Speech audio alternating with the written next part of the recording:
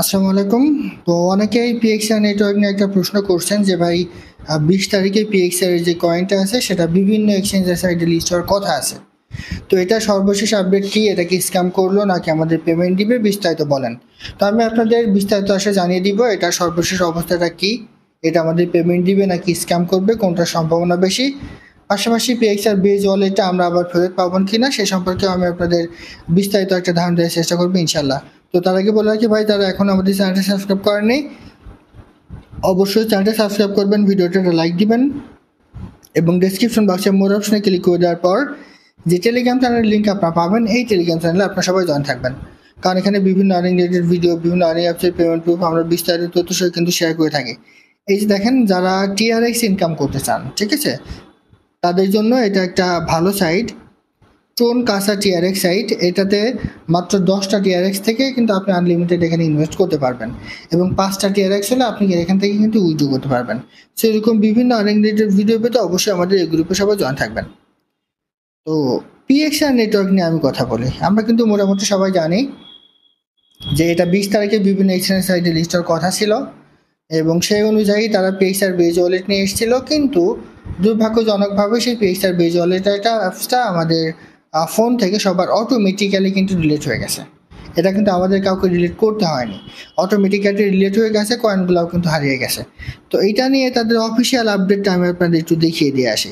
আমরা যদি টুইটারে চলে আসি, টুইটারে চলে আসার পর এখানে একটু পিএক্সআর নেটওয়ার্ক লিখে যদি একটু সার্চ করি, এই যে এটা হচ্ছে তাদের অফিসিয়াল যে টুইটার অ্যাকাউন্ট। দেখেন, সর্বশেষ তারা 2রা এপ্রিল তারা এখানে একটা আপডেট দিয়েছিল, এরপরে তারা কিন্তু এখানে কোনো রকম আপডেট তারা দেয়নি, ঠিক আছে। এর আগের একটু দেখেন, 31শে মার্চ তারা আরেকটা আপডেট দিয়েছিল যে তাদের পিএক্সআর বেজ ওয়ালেট নিয়ে, যে এটার প্রবলেম হচ্ছে, আমরা সমাধানের চেষ্টা করছি।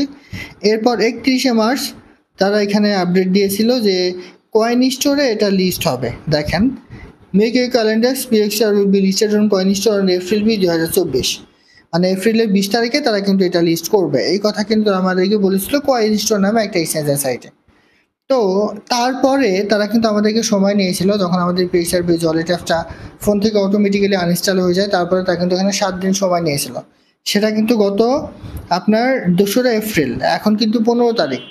দেখেন, 14-15 তারিখ এখনো হয়ে গেছে, অলরেডি 12 থেকে 13 দিন এখানে হয়ে গেছে, তারপরেও কিন্তু আমাদের নতুন করে তারা কোনো প্রকারের আপডেট দেয়নি।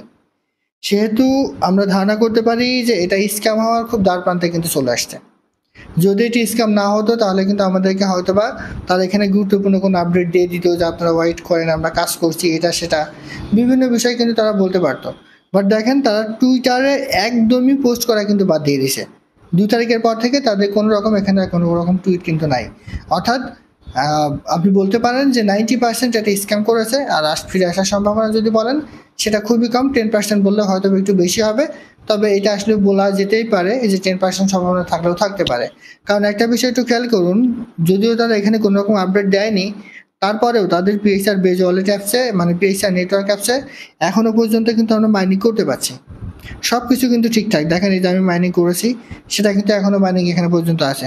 আপনি ব্যালেন্স চেক করবেন, ব্যালেন্সটা কিন্তু এখন সঠিকভাবে শো করবে, ঠিক আছে। যদিও একটা অ্যাড শো করবে, তারপরে ব্যালেন্স শো করবে। এই যে এরকম অ্যাড শো করবে, তারপরে কিন্তু এখানে ব্যালেন্সটাও শো করবে, ঠিক আছে।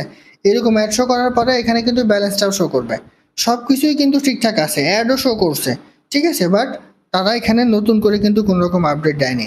এখন সবচেয়ে বড় কথা হচ্ছে যে তারা স্ক্যাম করলে এখানে ব্যালেন্স শো করতো না, কিংবা অ্যাড শো করতো না, এইগুলা দেখেন ভাই, এগুলা কিন্তু শো করতে পারে। তারা এমনও করতে পারে যে এই যে আমরা অ্যাড দেখলাম, আমি ভিডিওর মধ্যেই ব্যালেন্স দেখার জন্য যে ক্লিক করলাম, যে একটা আসলো, এটার মাধ্যমে তারা ইনকাম করে নিচ্ছে আমাদের কাছ থেকে, কিন্তু আমাদেরকে পেমেন্ট দিবে না, এরকমও কিন্তু হতে পারে।